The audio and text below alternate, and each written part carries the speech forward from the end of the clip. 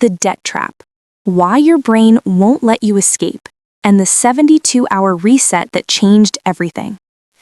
Sarah opened her credit card statement at 11 p.m. on a Tuesday and felt her chest tighten. $47,000. Again, she'd been staring at nearly the same number for 3 years. Different purchases, same total. It was like her brain had a set point it refused to move past.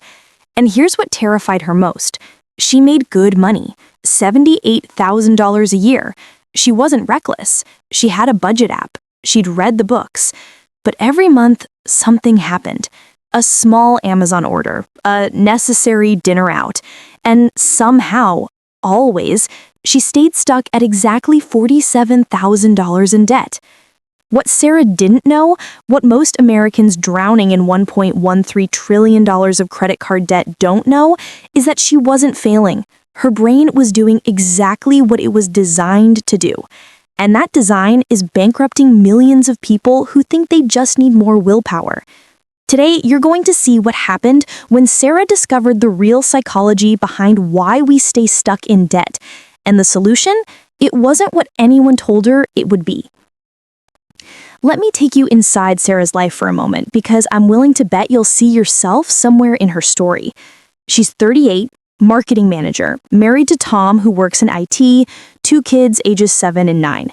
They live in a 3-bedroom house in suburban Ohio, and from the outside, everything looks fine.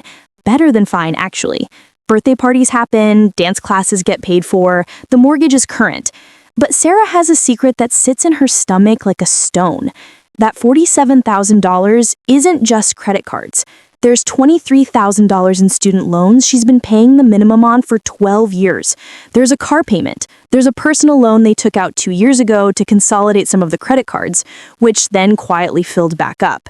She's tried everything. She's cut cable, she's meal planned, she's had the "we need to get serious" conversation with Tom at least a dozen times. And yet, here they are, again. The question that kept Sarah up at night wasn't, how do we pay this off? She'd seen the math. She knew how. The question that actually haunted her was simpler and somehow much worse. Why can't I just stop? And that question, that's where the real answer lives. Here's what researchers at Northwestern University discovered that changes everything about how we understand debt. Your brain doesn't process debt the same way it processes money you can see and touch. When you hand over cash, your insula, the part of your brain associated with physical pain, literally activates. You feel loss. But when you swipe a card, that pain response drops by 83%. Your brain registers it more like a video game transaction than a real exchange of resources. But it gets stranger. Sarah's $47,000 plateau, that's something behavioral economists call arbitrary coherence. Once your brain anchors to a debt number, it unconsciously adjusts your spending to maintain that number. It's not sabotage. It's your brain seeking equilibrium in a system it doesn't understand. Think about that. Your brain is actively working to keep you in debt because staying at $47,000 feels safer than the uncertainty of being at $35,000 or $20,000. The known hell beats the unknown heaven. This is why Sarah could cut $500 from her budget and somehow, mysteriously, spend $500 on unexpected expenses. Her HVAC broke. Her daughter needed glasses. These weren't excuses. They were real. But the timing? The way these things always seem to appear right when she had extra money? That's the brain maintaining its anchor point. Sarah's turning point came in the most unexpected place. She was sitting in her car outside Target, scrolling her phone while her kids finished their practices. She stumbled onto a Reddit thread where someone described feeling financially numb. The person wrote, "I can't feel the difference between spending $50 and $500 anymore. It all just feels like nothing."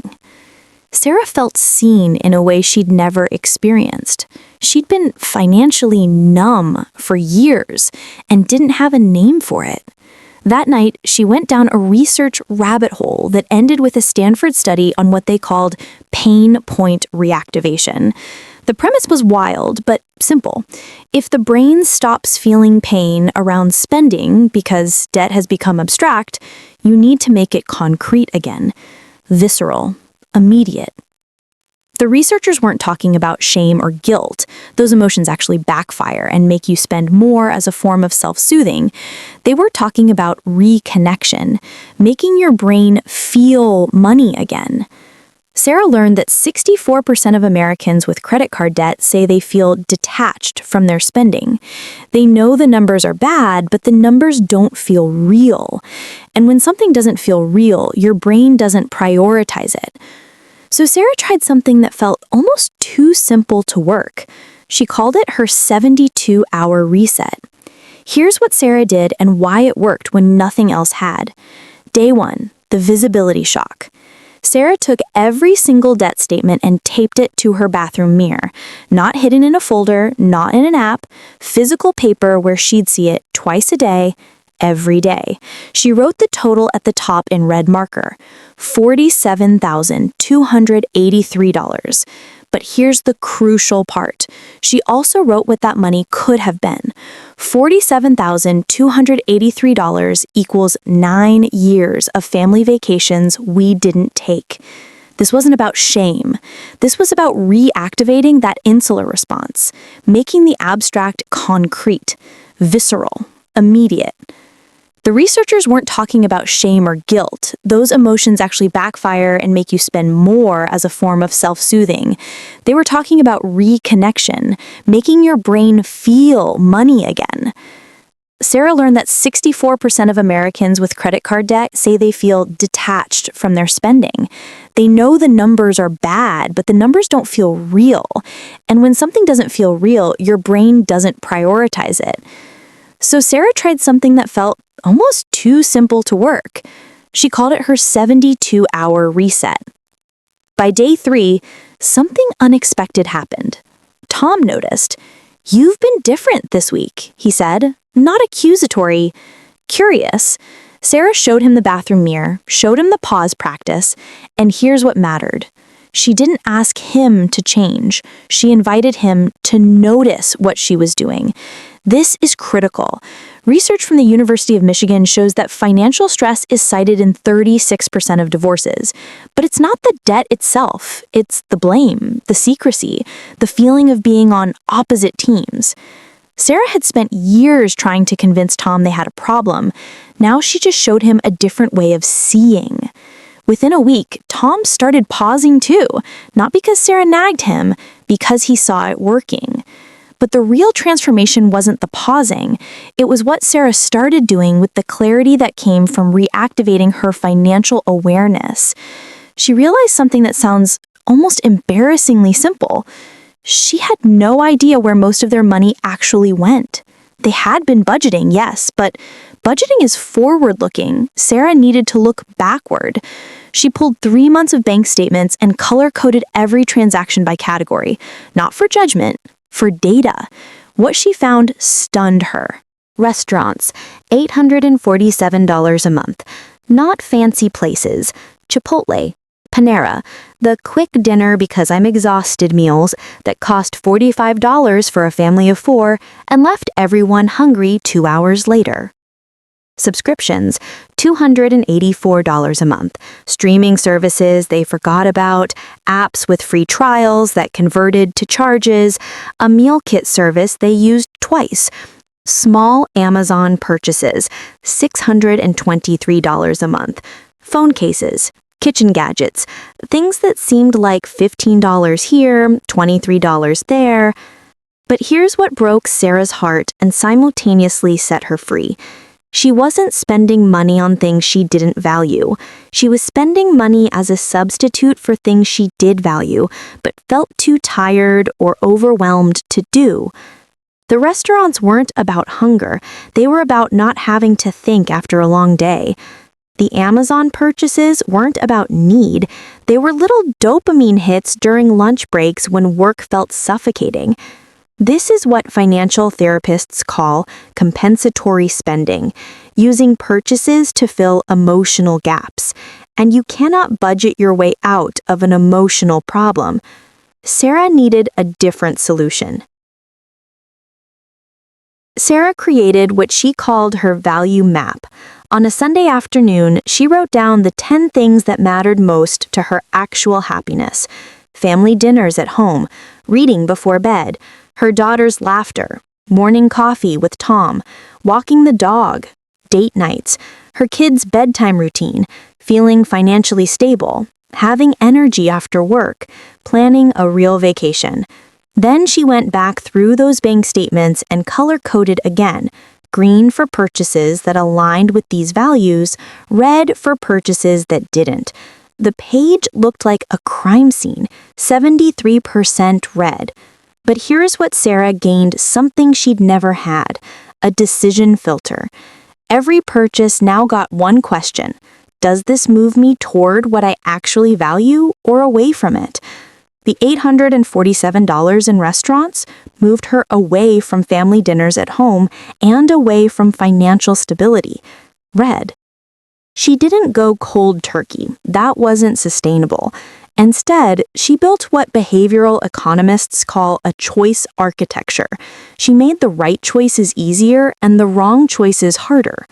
Practical tactic number 1, the 24-hour food rule. No food purchases, restaurants, takeout, delivery without 24 hours notice. If they wanted Chipotle tomorrow, fine, plan it today, add it to the calendar, budget it. But no more emergency $45 dinners born from decision fatigue. First month result, restaurants dropped from $847 to $340. Not because they loved cooking more, because urgency elimination removed 60% of the impulse. Practical tactic number 2, the subscription purge plus rule. Sarah canceled everything they hadn't used in the last month. But here's the key. She didn't rely on willpower to keep them canceled. She created a new rule. Any subscription must be reauthorized every 90 days. She put calendar reminders. On day 89, she'd evaluate. Still getting value? Keep it. Not? Kill it. Savings, $191 a month. But more important, she stopped the unconscious bleed of money to things that had become invisible. Practical tactic number 3, the Amazon trap escape. Sarah deleted her Amazon app. Radical? Maybe. Effective? Absolutely. She didn't eliminate Amazon, she just added friction. Desktop only, no saved payment methods. Every purchase required manually entering her card. This 90-second barrier cut their Amazon spending by 68%. Practical tactic number 4, the debt snowball with a twist. Now, here's where Sarah's extra $1,000 a month went. She didn't split it across all debts. She didn't attack the highest interest rate first. She used the psychological power of momentum. She listed every debt, smallest to largest. $1,247 on a Target card became enemy number 1. Every extra dollar went there while keeping minimums on everything else. And when she killed that balance 8 weeks later, the psychological win was intoxicating. This is the debt snowball method popularized by Dave Ramsey, and research from Northwestern confirms why it works. Small wins create neural pathway reinforcement.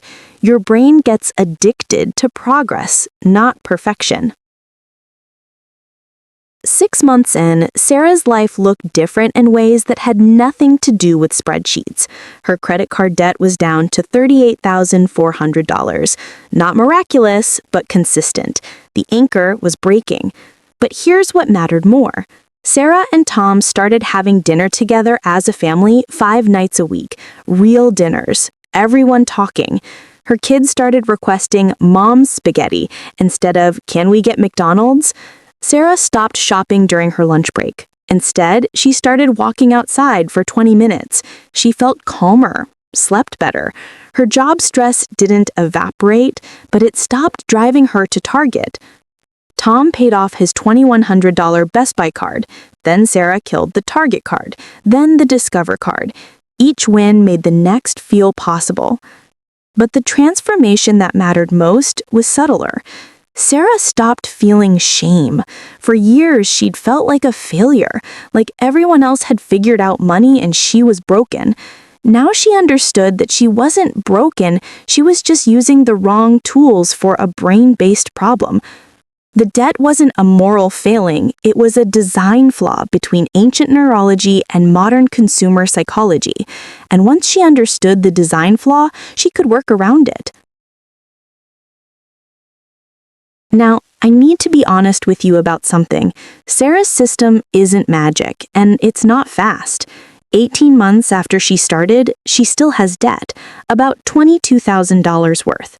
But here's why that matters. She no longer has the brain pattern that creates debt. The anchor is broken. The numbness is gone. She feels money again, not in a fearful way, but in a connected way. And this is the thing I need you to understand if you're sitting here with your own version of Sarah's $47,000, is that the goal isn't perfection. The goal isn't even debt freedom, at least not at first. The goal is reconnection. Because once you reconnect your brain to the reality of your finances, once you break the numbness, the arbitrary anchors, the compensatory spending, the debt becomes a math problem, not an identity crisis. And math problems have solutions. The average American with credit card debt pays $1,155 per year in interest alone. That's not a purchase. That's not a value. That's just a tax on disconnection. But here's the hope. Your brain is plastic, adaptable. The same neural pathways that learned to numb out to spending can learn to feel it again. The same anchors that kept you stuck can be reset. Sarah did it with bathroom mirrors and 10-minute pauses and color-coded spreadsheets. Your version might look different, but the principle is the same. Make it visible. Make it concrete. Make it aligned with what you actually value. So here's what I want you to do in the next 72 hours if you're ready. Hour 1. Pull out every debt statement. Put the total somewhere you'll see it daily. Not hidden, visible. Hour 24. Look at your last 30 days of spending. Don't judge it. Just see it. Color-code it if that helps. Where is the money actually going? Hour 48. Create your 10-minute pause rule for purchases over $25. Just try it. See what happens to the urgency. Hour 72. Pick your smallest debt. That's your first domino. Every extra dollar goes there while keeping minimums on everything else. And when she killed that balance 8 weeks later, the psychological win was intoxicating. This is the debt snowball method popularized by Dave Ramsey, and research from Northwestern confirms why it works. Small wins create neural pathway reinforcement. Your brain gets addicted to progress, not perfection. Hour 48. Create your 10-minute pause rule for purchases over $25. Just try it. See what happens to the urgency. Hour 72. Pick your smallest debt. That's your first domino. Every extra dollar goes there. This isn't about willpower. It's about working with your brain instead of against it. Sarah's family is planning their first real vacation in 9 years for next summer, not because they got rich, because they stopped letting their brains keep them stuck. You can start breaking your anchor today, right now. The 72 hours start whenever you decide they do. Your brain wants equilibrium. Give it a new one to find.